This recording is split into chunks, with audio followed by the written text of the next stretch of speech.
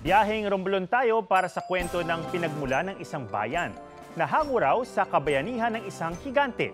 Ang kanilang Talabukon Festival, tampok sa ating Pista Pinas. Sa bayan ng Look sa Romblon, isang nilalang ang pinaniniwalaang may di pangkaraniwang kapangyarihan.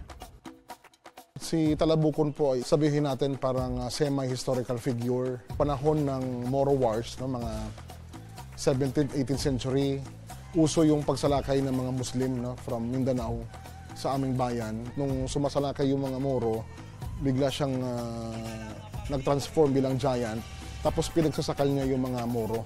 Ang Visayan term namin para doon sa pagsakal ay niluok. Ang kwento ni Talabukon, nagpasalin-salin at itinuturing na isa sa basihan ng pangalan ng bayan. At bagamat mahirap patunayan kung totoong nangyari, may tuturing daw itong refleksyon ng sinaunang kultura.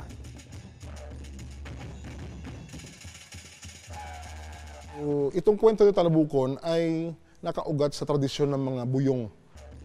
Sila ay mga mandirigmang lumaban sa mga Espanyol sa Panay at tumawid sa mga isla para umiwas at magbagong buhay. Ang tingin ng mga Espanyol sa mga buyong ay mga kriminal, tulisan. Pero sa kultura ng mga Bisaya galing sa Panay, ang buyong ay mga bayani ng bayan. Meron silang di pangkaraniwang kapangyarihan. Hindi na natin masagot talaga kung totoong nangyari, pero ang point doon, bakit nagpapatuloy? Tumatak kasi yung kwento niya eh. Nag-persist yung pangalan ng Look na may kinalaman doon sa ginawa niya, niluok niya yung mga Moro. Ang kabayanihan ni Talabukon, inaalala sa kanilang Talabukon Festival.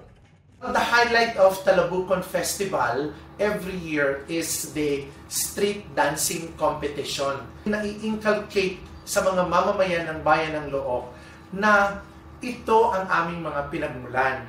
Ito ang dahilan kung bakit merong bayan ng Look. Maalam at mang may tuturing, pinangahawakan ng mga taga-Look ang kwento't katapangan ni Talabukon. Tapang na kanilang baon sa pagharap sa nagbabagong panahon.